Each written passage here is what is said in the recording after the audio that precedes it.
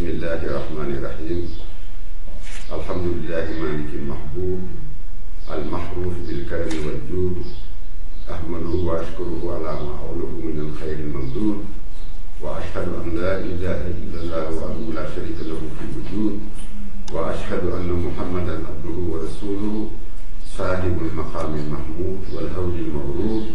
sallallahu alayhi wa sallam wa ala alihi wa sahbihi daa'iman ila yawmil maw'ud. Assalaamu aleykum mbokku jullit yi, man Serigne Habib Cissé di porte-parole xalif bi Mouhamadou Mansour Cissé di porte-parole famille Tafsir Abdou Cissé. Ginnaaw bi ñu jógee ci gàmmu ji ba noppi dañoo gis ni dina baax ñu waxtaan ak mbooloo mi waxtaan ak jullit yi. waxtaan bi nag waxtaanu sant suñu borom la, waxtaanu julli ak sant suñu yonente bi sallallahu alayhi wa sallam moom mi nga xam ni moo ñu baaxee li ñu doon def muy gàmmu di màggal bi du rasulillahi sallallahu alayhi wa sallam. alhamdulilahi rabbil alamin gàmmu bu wees na, waaye gàmmu gi lépp luñ ci séentu woon ci ngëneel lu jëm ci organisation lu jëm ci taxawaay alhamdulilahi rabbil alamin sëriñ bi matal na ay mbiram, matal na taxawaayam ci lépp nag lu manti doon. mu koy gërëme nag borom di ko gërëme yonente bi sallallahu alayhi wa sallam, di ko gërëmee ñi nga xam ne ñoom la seqal diine ji rawatina waa kër Seydi El Hadji Malick Sy, Serigne Babacar Sy ibnu Serigne Mansour di xalif général bi ak njaboot Alaaji Malick yépp. di ko gërëmee itam magam ji nga xam ne moo nekk Touba di Serigne Mountakha ak njaboot koo xam di nga xam itam ñoo nànk diine ji ci biir Sénégal muy xalif généraux yépp di ay nawle. ñu ngi koy gërëmee itam ay waajuram yi nga xam ni ginnaaw set maamam Abdou Cissé ñoom ñoo fi nekkoon di doxal gàmmu di ko doxal ba léegi. di ko gërëmee magam du tedd ji yàlla yokk leeram di Serigne Mouhamadou Moustapha Cissé nga xam ni gàmmu tey fii mu nekk ginnaaw yàlla ak moom la ak taxawaayam. waaye ñun ñi itam ñu mën a taxaw ni moom Mouhamadou Mansour ñu ngi koy dokkeel di ko gërëm di ko sant, ndax nag lii ko maamam bàyyi, lii ko ay waajuram bàyyi, lii ko magam ju tedd ji Mouhamadou Moustapha Cissé bàyyi na nekk na loo xam ni lu diis la. waaye alhamdulilahi rabbil alamin ci taxawaay, ci farloom, ci matam ak ci gëm yàllaam alhamdulilahi rabbil alamin lépp dafa yokk waaye dara wàññeeku. mu mel ni nag gàmmu gi liñ ci séntu woon ni ma ko waxee ci njëlbeen lépp am na alhamdulilah rabbil alamin. waaye mu baax mu am loo xam ni war nañ koo leeral mu jëm ci waxu sëriñ bi ci boppam. sëriñ bi booy seet dafa am ñaari wax yoo xam ni mi ngi jóge ci moom. bu njëkk bi mi ngi jóge ci moom directement, mooy bi ñuy waajal gàmmu gi ñi nga xam ne fekke woon nañ ci comité d'organisation bi ak chef de service yi muy préfet bi di gouverneur bi ci ñaari réunion yi nga xam ne def na ko benn Thiès ak benn Pire. yépp sëriñ bi gërëm na état bi, gërëm na président de la République ci seen taxawaay. dañuy mën a seede itam ni lépp loo xam ni itteem la woon ci gàmmu gi alhamdulilah rabbil alamin état bi ak président de la République matal na ko ba sëkk. sëriñ bi ci cérémonie officielle bi ginnaaw bi ñu waxee ci turam li ñuy wax mu gërëm gouverneur bi, gërëm préfet bi, gërëm sous-préfet bi, gërëm maire yi, gërëm le président de la République ndax lépp moom la. bañ ko waxee itam ñaanal président moom bi mu jëlee parole li muy wax te bandi yaa ngi mën ngeen ko diglu mooy baamtu na ngërëm gi nga xam ne gërëm nañ ko état bi, dëggal na li nga xam ne wax nañ ko ci yëpp yoo xam ne état bi def na ko. dem na ba ni itam lii Serigne Habib wax sama porte-parole la maa sant lépp kon loolu lu leer la. waaye li ñu tëgg kàddoom dafa am lu mu wax ministre Oumar Gueye daf ñu ko boo demee neen président Macky Sall ginnaaw ko bu gërëmee sant ko ba noppi ni ko na xel dal yàlla bu yaakaaram tas yàlla bu yaakaaram tas loolu la sëriñ bi wax Oumar Gueye mujj wax yóbbu ko ci président la ci guddi gi itam sëriñ bi gàmm na fa gàmm boo xam ne keroog ku fa nekkoon sa yaram daw na boo ko fekke woon sant nga sa borom waaye bu ko fekkewul itam rëccu nga ko ndax gàmm na gàmm boo xam ne ay li yëwal ñun de bañ nekkee gone dañ ko gis gàmm bu mel noonu Serigne Khalifa Cissé doomam introduire ko mu jox rakkam mu gàmm moom mu tëj gàmm bi tëj ko tëjin bu rafet aussi macha allah te moom koy tëj itam baam waat na gërëm yi nga xam ne gërëm na ko président la diggante bi am beneen kàddu boo xam ne jóg na fi te kàddu boobu tamit kàddoom la moom ndax ci mu jógee ci njabootam la ko muy koo xam ne tam nit ku baax la nit ku jàmbaare la nit koo xam ne tam ñun ñu bokk ak moom dëkk Pire dañ koy encouragé fu mu mën ci tool ndax Pire la boo seetee fi mu jaar seet li mu am seet li mu nekk seet li mu tekki am na ñoo xam ni mënoo wax Pire te gërëmoo leen bokk na ci Serigne Moustapha Cissé dëgg lépp loo xam ne mën na ko ci defar Pire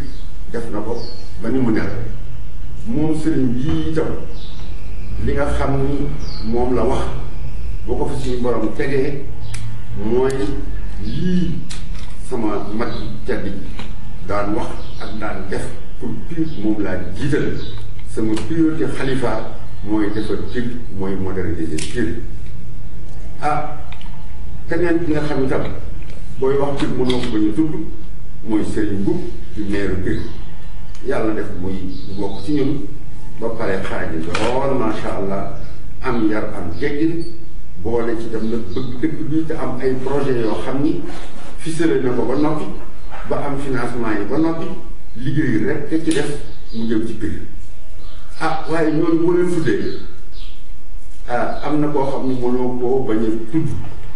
ci jàmbaar ak taxawaay mu jëm ci Pire mooy Ndoye Bane boobu nag bu waxee day mel ni waxu sëriñ bi la te waxam boo ko déggloo koo xam ni déggul wax xamul tam Ndoye Bane lu mu tekk ci kër gi ak lu mu tekk ci réew mi xëy na mën nga ko interpréter naneen ndax Ndoye dafa wax lu jëm ci état bi ni nañ jàppale waa Pire Ndoye dafa wax lu jëm ci affaire ceeb jëm ci wax affaire modernisation des cités religieuses li jëm ci état bi jàppale Pire ay la yëwan président bii nga xam ne moom la fi yàlla te am na Pire tey ay infrastructure yoo xam ne am na ko ginnaaw yàlla ñu ngi ko amee ci kayam ñu ngi ko amee ci moomam booba ministre de l'énergie la boo gisee réseau électrique bu Pire ni mu toll ci commune bu Dóoro judd ak commune boo xam ni amuloo benn infrastructure économique boo xam ni mën na laa générer ay recettes nga mën a jàkkaarloo ak yenn problème yi bu fekkee bu wóola moom kon tey Pire bu mel nii mu mel boo ko fi yàlla tegee itam ba tey sëriñ bu ak sëriñ bi ñu ngi ànd lëkkaloo nekk benn xam nga gàmmu kii rek lu toll ni 20 kilomètres ci ndox def nañ ko biir Pire lu toll noonu def nañ ko ci électricité indi nañ fa 6 millions de francs yoo xam ne ay garab la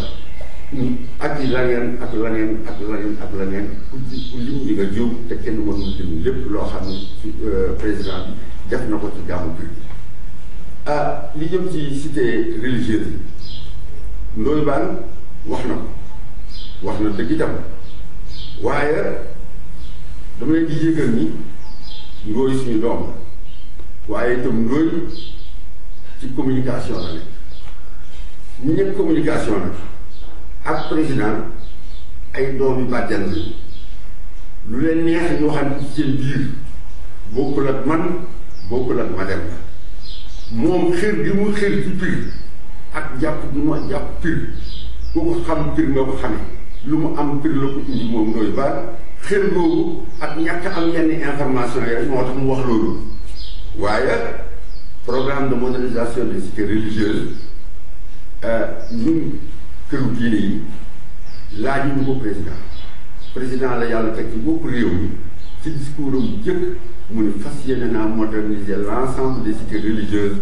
ndax pèlerins dafay dem ay Sénégalais lañ ca war nañu nekk dans de très bonnes conditions programme boobu nag mu commencé ko door ko loo gis nag dafa am bopp comme nga commencé itam lu ñu ànd la lu ñu rafet lool fu mel ni ci waawoon gii lee mu fa def mu ngi mel ni defal na ko waa Pire mu ngi mel ni defal na ko Abdou Cissé te Serigne Moustapha Sy ba nga xam ne moo fa toogaloon waa kër Seydi El Hadji Malick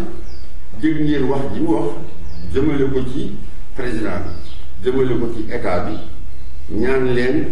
ñii la ngeen def Tivaouane fexe leen ba defal ñu ko fii ndax foofa ak fii benn la mu def Touba def ko Ndiassane def ko ci ñeseen yi ñu ngi mel ni defal nañu ko ñun loolu la ñuy jàppe diine ji te Serigne Mansour tam loolu la jàppe diine ji defal nañ jàpp na ni la ñuy def Touba def ko Tivaouane def ko feneen ñu ngi mel ni defal nañu ko Pire te xam na ni bosam dinay egsi ndax loo xam ni ci ko junj bëgg koo def commencé na ko ndax architecte bi ñëw na ba xool ko ñëw nañu ba xool li ñu bëgg ñi certainement ñu ngi recherche financement bi saa bu jotee rek saa bu ko yàlla buggee dina egsi te am nañ ci yaakaar ñu dina egsi am na loo xam ne nag Ndoye wax na ko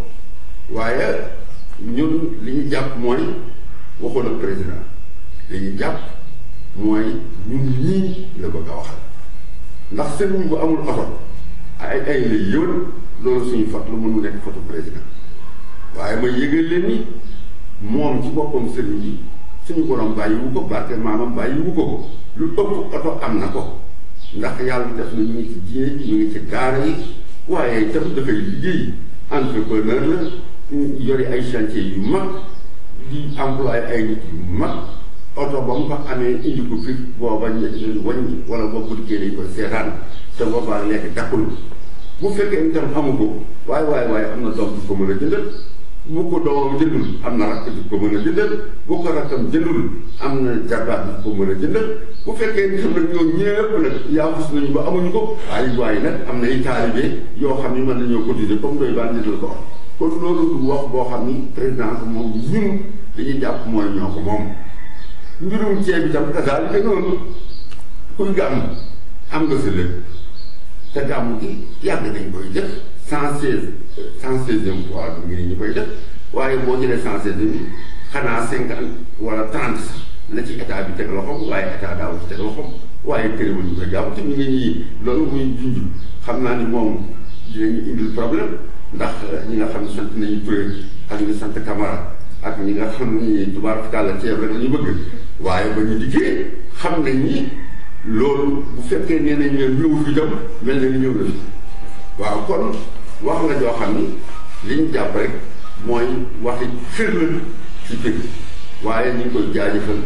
di ko encouragé bu baax a baax di ndax doom ju baax la doom ju bëgg dëkk bi la te itam ku jàppale président li muy def comme homme politique yi day rencontré nit yi di dem ci néeg yi di dugg ci kër yi di dem ci village yi di dem fépp pour président moom xaritu président comme xaritu président la nag boo ko yàlla def muy communicateur nag la ñuy waxal ci seen biir ñoom ñoo xam waaye loo xam ni daf koo wax mu jëmul ci président loolu daal mooy wax ji gàtt yi nga xam ni bëggoon na kaa wax ci suñu xarit bi ñu koy ñaanal yàlla bàyyi yàlla na suñu borom yokk teraangaam yokk man te mu ànd ak wér te xam ne suñu sax la ñun ñëpp kër gi kenn desul ñëpp dañoo taxaw ci ginnaawam parce que ñu ko jàppale asalaamaaleykum wa rahmatullahi taala wa barakaatu. su toog wax naa leen parce que dafa wax ni Pire dañ ko toppatoo Pire dañ ko joxul gëddaal moo wax leen en terme d'infrastructure en terme de financement li nga xam ni réalisé nañ ko d'abord à Pire communes yi nekk ici au Sénégal amul ci benn commune boo xam ne am na aajam maanaam issue de l'acte 3 de la décentralisation bu am infrastructure yi nga xam ne am na ko en termes de route, en termes d'électrification, en termes d'adduction d'eau et en termes d'infrastructure économique li ñu am amul benn commune boo xam ne dafa am suñu âge boo am loolu. Et ça, bu nga amee c'est grâce à l'action de l'État et à l'action du président et à l'action des hommes qui le représentent là-bas. D'abord le marabout, influencé, qui est insisté par l'entremise du Gamou pour équiper Pire, mais également par le maire Sélimou. Bon, donc sur ce plan, Pire n'a pas été délaissé. En ce qui concerne le programme des cités religieuses, modernisation des cités religieuses, encore une fois, nous ñaan ñu ko président moom moo ni am na intention de loolu. Et déjà il a fait le premier pas parce que les devis estimatifs ont été déjà faits. Bon, il reste maintenant à l'exécuter. Bon, le programme est en cours, à Pire et ailleurs, mais le moment où le tour de Pire arrivera, Inch'Allah, ce sera réalisé. La maquette est déjà faite. En ce qui concerne le lieu du Gamou, donc la salle multidimensionnelle, en ce qui concerne la cité des hôtes, là où on va héberger des hôtes, en ce qui concerne également la modernisation du réseau routier, et en même temps augmenter et densifier les réseaux électriques et d'eau. Bon, infrastructure yëpp ñu ngi ci programme yi, mais ça va se réaliser. Maintenant c'est un programme. Bon, encore une fois, si on l'avait demandé au chef de l'État, mu ni waa naa leen ko defal, fixer une échéance ñu mën a wax. Mais c'est lui qui a eu l'initiative de le faire. Il est en train de le faire, il a commencé ailleurs, mais c'est très bien.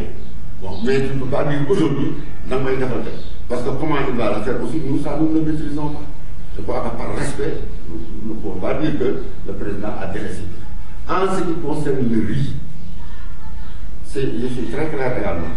Riz, c'est l'État, ça ne fait pas partie des missions régaliennes de l'État. L'État, lui, vous faites qu'il y a des milliers de personnes qui sont vous faites d'abord sécurité. C'est important. Vous faites que les gens am ndox, ñu fexe ba nit ñi am courant, ñu fexe ba sécurité ñu surplacer des personnes et des biens effectifs. Je crois que c'est ça que l'État va faire. C'est ça la mission régalienne de l'État. Il ne s'agit pas de ànd ak État wala ñàkk am État. Même boo ànd ak État boo ànd ak État yëpp État dafa war a def loolu. Et sur ce plan, l'État a rempli à 100% les missions, les demandes que nous avions formulées. Maintenant, le riz, c'est une question de mesure d'accompagnement. Bon, s'il se trouve que là où on doit le prendre, il n'y en a pas, mais il n'y en a pas. Mais aussi, nous ne faisons pas le Gamou en disant que l'État y a d'autres Gamou. Ensuite aussi, l'initialement nous a à Barthe de New York. L'on nous peut-être que nous avons entre nous. Bon, après le véhicule aussi, mais le véhicule, le président, c'est nous qui nous devons. Da ngay dégg léegi naan xanaa président dafa ñu ko parce que c'est pas la mise de faire. Bon, je crois que indirectement c'est nous qui l'a attaqué parce que man war naa ko jënd ko bu fekkee amu ko et j'ai dit tantôt que c'est un entrepreneur, c'est un homme qui est nanti, il peut le faire. Seulement, il faut le comprendre dans son style. Certains d'entre vous peut-être le connaissent. C'est que c'est un homme détaché des activités mondaines. Il ne s'occupe que de la religion. C'est un talibé, c'est un cultivateur, c'est un paysan. Et il reste ainsi. Même nous, dañuy sonn ci moom pour le façonner, pour lui demander un peu de modernité. Mais moom doon une vocation. Bon. Encore une fois, je ne dis pas que c'est faux ce qu'il a dit. Je dis qu'il est plein d'enthousiasme et de générosité pour Pire. Alors, savoir la amul ci lu defal Pire te gis nañ ni defal feneen yàkkam ci nag mu wax ko. Mais je dis qu'il le dit en tant que Pirois, mais également il le dit en tant qu'homme de la communication. C'est-à-dire que moom yéen avec le président, vous êtes doomu baay. C'est vraiment c'est cousinage de quoi. Vous dites ce que vous voulez, mais dans leur émission, dans son émission, là, da nga dégg alors président nanga président toog Macky Sall nanga def nanga anama rek bon. Ça vous pouvez le faire. Vous pouvez le faire et je crois que c'est dans ce cadre qu'il faut mettre sa déclaration, mais je ne le mets pas dans un contexte politique ni de position. Et je disais tantôt que c'est un des grands supports du président. Et c'est un ami du président également. Je ne sais pas si j'étais clair pour moi. Il ne faut pas dévier de terrain. Nous sommes sur le terrain religieux. Maintenant, les hommes politiques ont tendance à exploiter tout. Bon, chacun est libre de l'exploiter à sa guise, à sa manière. Et je trouve que c'est de bonne guerre. Bon, c'est de bonne guerre, bon, je n'ai pas de commentaire à faire là-dessus. Bon, et puis, si j'interviens, bon, parce que comme je dis tantôt, le Ivan nous le considérons comme un membre de la famille. Moi, je dis, li mu wax, boo ko jëlee ak waxu sëriñ bi day mel ni sëriñ bi dafa wax ñaari yoon. Alors qu'en réalité, benn yoon la wax. Boo wax bi dem tax tey il est très proche de nous. Il est très proche de nous.